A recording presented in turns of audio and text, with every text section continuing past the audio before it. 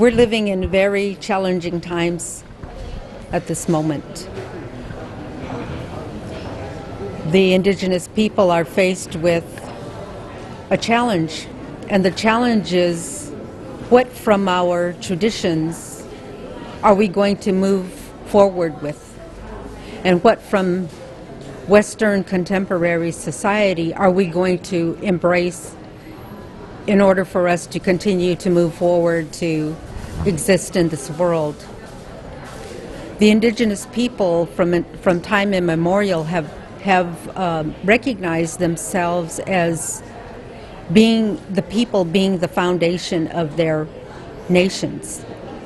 And as part of that understanding, their foundation begins with the place where they stand, or the place where they live, and the diversity that supports them in being there, and the understanding that there were others that were here in this world before us that we have followed, and those before us were the ones who established ways of being, ways of survival, ways of taking care of our environment and in how we're going to live, and how we're going to relate with one another, as well as all of the other beings or creatures of the earth, the live creatures of the earth.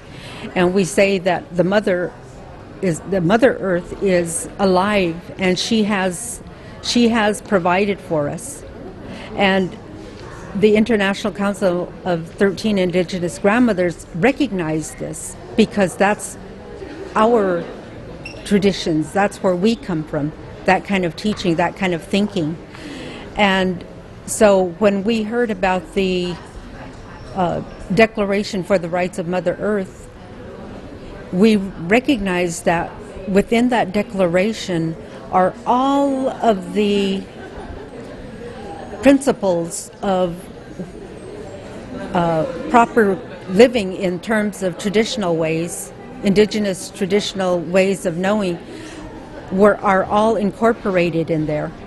And we recognize that if we could recognize throughout the whole world, not just Indigenous people, if there was a recognition and a hearing of this basic call to consciousness, which is what this declaration is.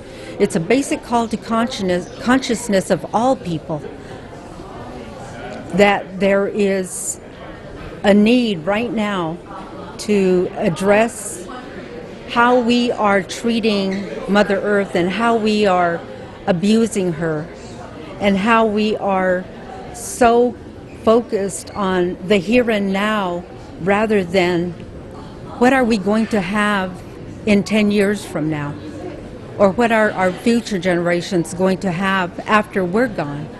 But today, with the way the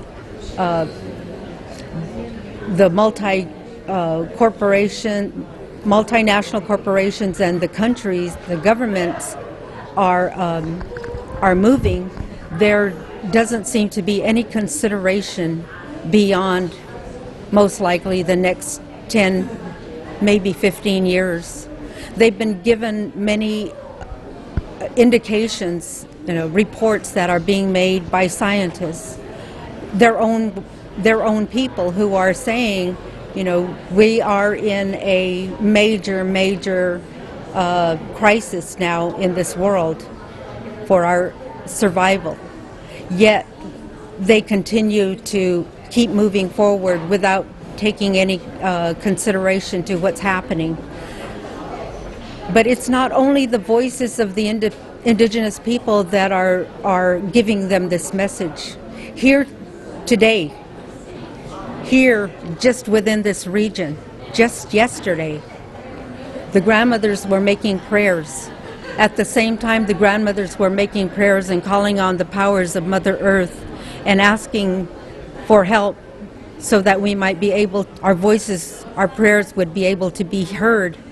At that same time, the island of Imami is receiving these major rains and this major storm, and they're saying it's the 13th storm that has come into this area. And so the grandmothers, when we heard this news, we see that as, Mother Earth, Mother Nature is knocking on your door, and it's time to wake up, be conscious of what she's saying, be conscious of all of the powers of natural law. Any man-made law, it doesn't hold water. You can make a law to try to talk about the flooding that's occurring, but in the long run, you're not going to stop it. No man-made law is going to stop it. These are the laws of nature that we're talking about, the laws of nature that we are talking about for humanity to pay attention to, because it's by the grace of Mother Earth that we are here. So it's very important to pay attention to that. In terms of the event that there's a world agreement to address the protection of the biodiversity of the world.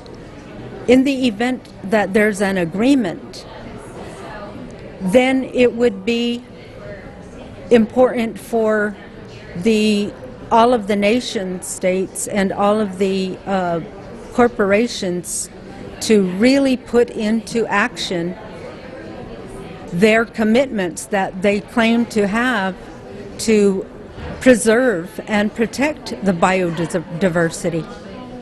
So it's really,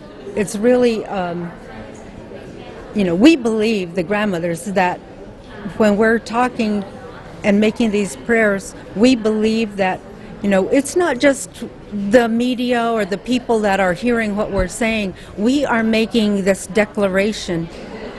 This declaration for the rights of Mother Earth isn't just a world declaration, it's a declaration that's being made to the universe.